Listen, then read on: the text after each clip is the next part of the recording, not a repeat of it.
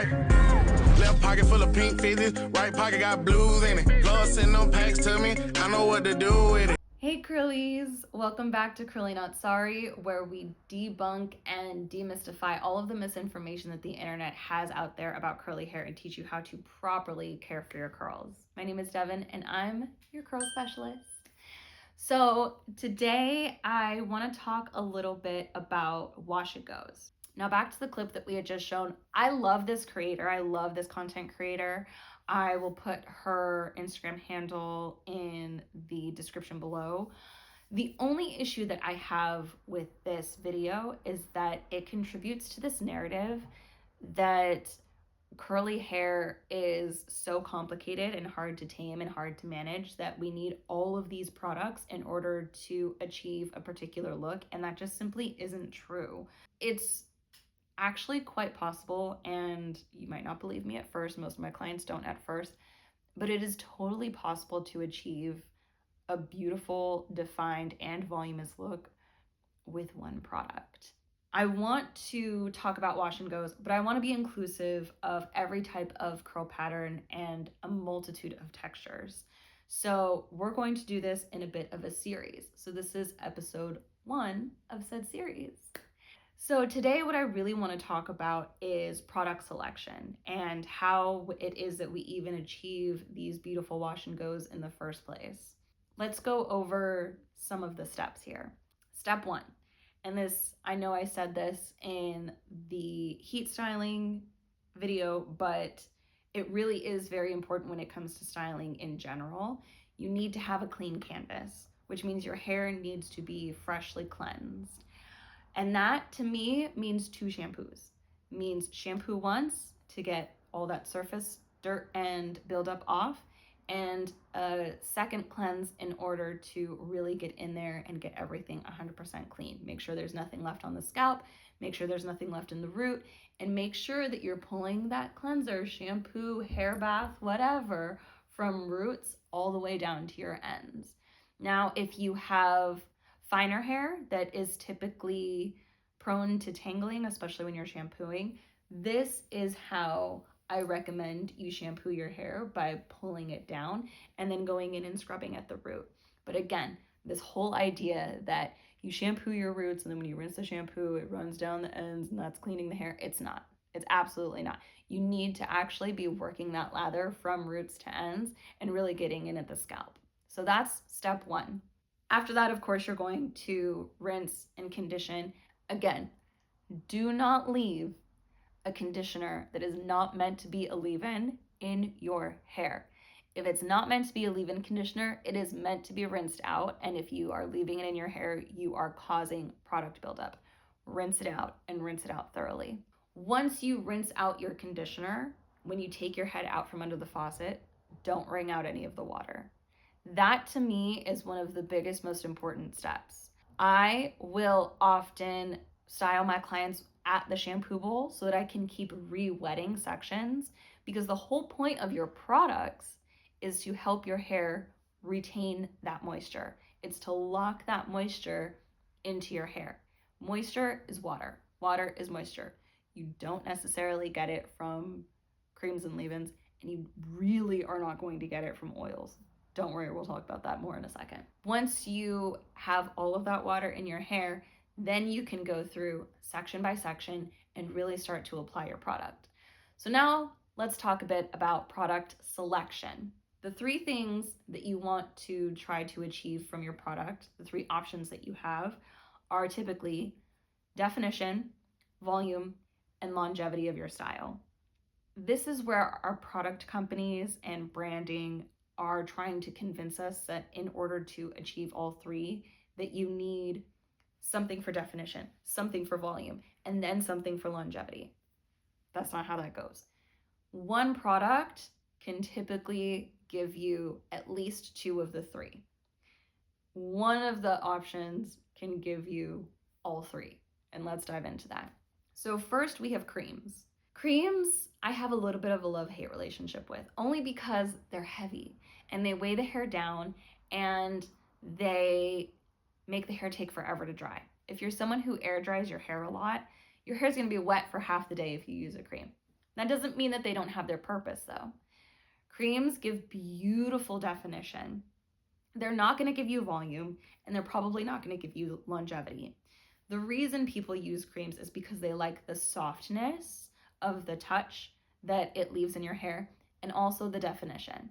When it comes to having to refresh your hair, with a cream as your main styler, that definitely is going to need to be refreshed probably by day 2 or 3. Again, it's not really going to be the thing that gives you longevity. It's probably just going to really give you perfect day 1 definition. And then after that, you're probably going to need to do some refreshing.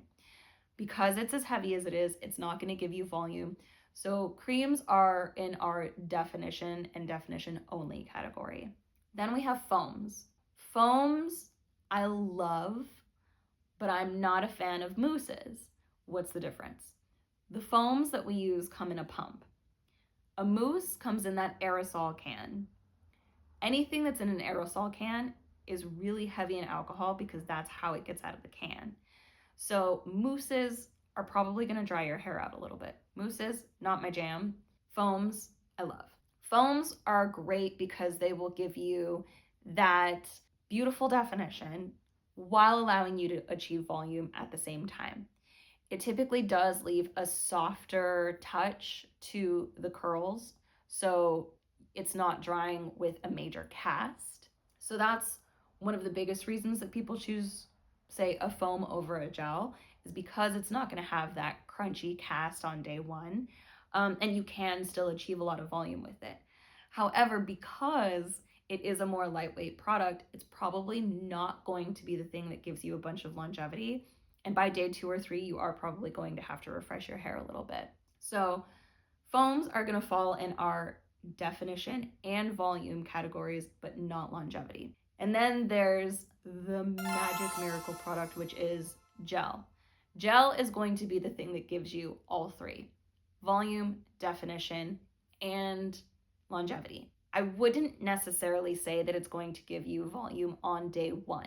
It is definitely going to give you that beautiful definition day 1, and because it's a heavier product, it's more sticky and it is creating a cast in the hair, it is going to allow you to achieve day 3, day 4, and in some cases day 5 hair, with the hair expanding more and more throughout the week and the definition still being there. So why doesn't everyone just use gel and gel alone? Well, like I said, gel does dry with a cast, and not everybody likes to have that cast. I have plenty of clients that they tell me if I use a gel on them, they are not going to be happy because they just don't like the feeling of that cast in their hair. They want their hair to be touchable. So then that's when I would choose to go in with a foam or a cream, depending on what it is that they're looking for.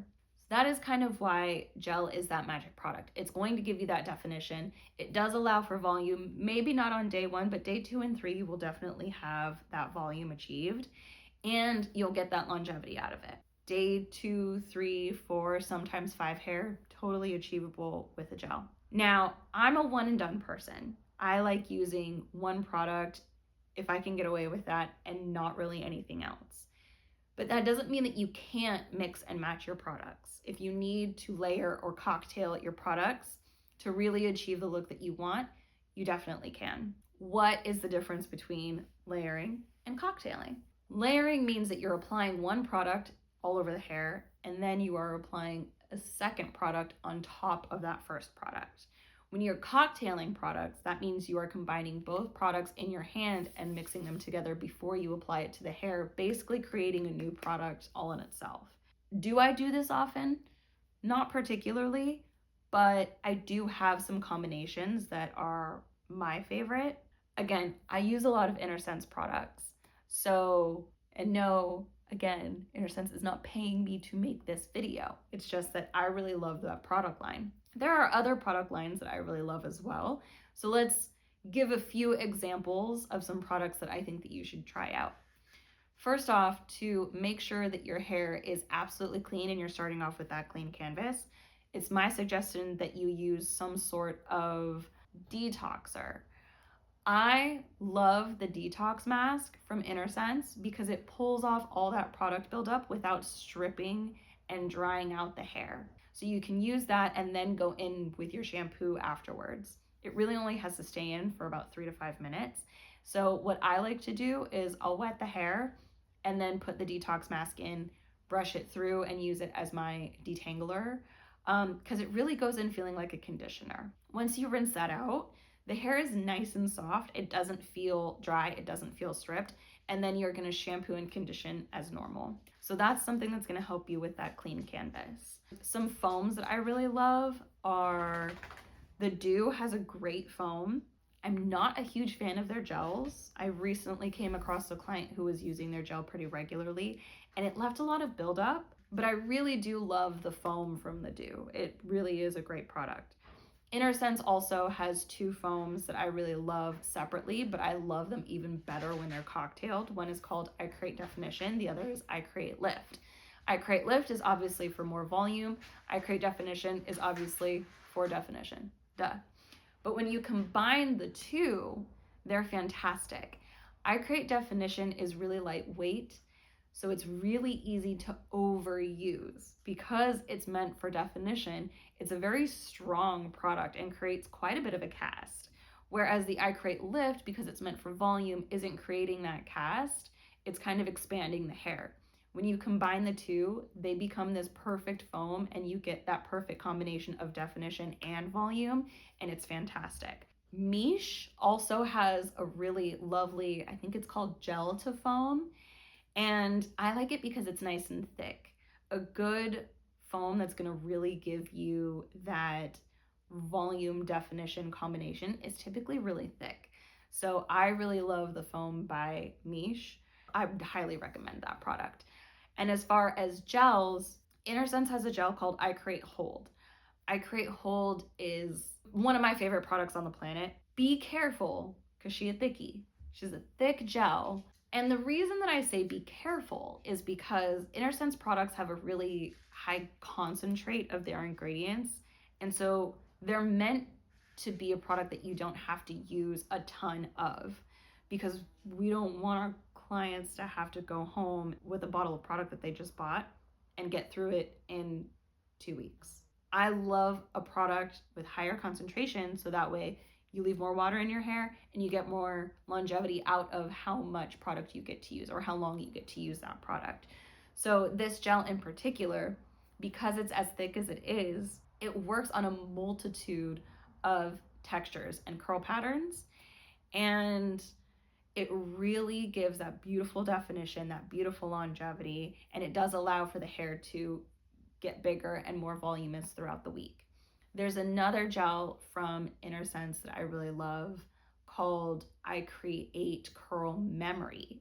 That one is specifically designed for longevity. So that's for my clients that I know that their biggest goal is day 3, 4, and 5 hair, if it's achievable. That's the gel that I'll grab.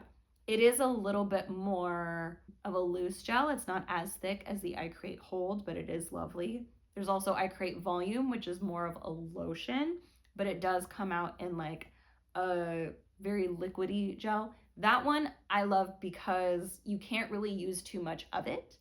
To me, it's like a gel that has the most minimal cast. So you get that touchability on day 1, and you're not really feeling like you're having to break a cast. You're not feeling like your hair is crunchy at all.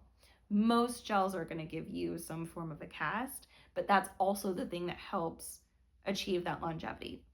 Miche has a lovely gel that I think is not particularly thick, but again, I don't feel like you have to use a ton of it in order to achieve the style that you like. I'm a big fan of products that don't flake or leave any white residue in the hair. So anytime I am recommending a product to you, it's something that doesn't dry white and doesn't flake, at least not in my personal experience. If you've had different experiences with them, let's talk about how that might have happened and leave it in the comments for me, and then we can have a little bit of a conversation. The last step is drying your hair. There's a few different options here. You can always air dry, not my favorite, hood dry, which where you just sit under the hood dryer and let that do all the work for you, or you can diffuse it, which of course the hood dryer and the diffuser are my favorite. I also have a bit of a bias. Now that my hair is longer, this is the longest it's been probably since I was a kid. And back then I used to straighten it. So this is the longest my hair has been while curly.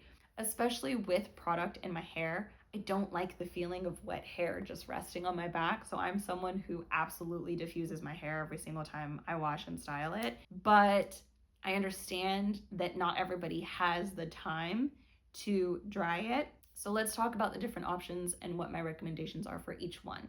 If you're going to air dry your hair, make sure you are really squeezing that water out when you do your scrunching. Then with either a soft t-shirt or a microfiber towel, you're gonna go in and scrunch the hair the exact same way. Hood drying. Now, hood dryers are not necessarily accessible to everybody. Some people are able to find them online for a really good price. And that way you get to just sit at home and either watch your favorite show or read your book or doom scroll on the internet, or watch Curly Not Sorry while you're sitting under the dryer and your hair is being dried by something else and you don't really have to do any of the work. It's kind of my favorite option. The only downside of a hood dryer is that it's not really allowing for maximum volume. Your hair is being weighed down by all the water and product that's in it. And so it's like an accelerated air dry is what I always tell my clients. So if it's hanging down like that while you're drying it, that's how it's gonna dry. And then when you go back and try to put volume into it, it's gonna be that much more complicated. With diffusing, obviously my favorite, you can get it dry, keep your definition, and achieve volume. So I always start by hover drying it and then going in and cupping it, but it's that cupping that's really giving the volume. I'm not going to dive too deep into how I recommend you dry your hair in this particular video, because in the next couple of videos, you're going to see how I do this for each of my clients. So I hope that this video gave you some helpful information, and let me know if you experiment with products. Let me know if you try using just one product for the first time and what the results were that it gave you. I hope it gives you amazing definition and the look that you're trying to achieve. But let me know in the comments what you think, and stay tuned for next week's video where we start to actually show you how to do wash and goes on different curl types and textures. See you next time.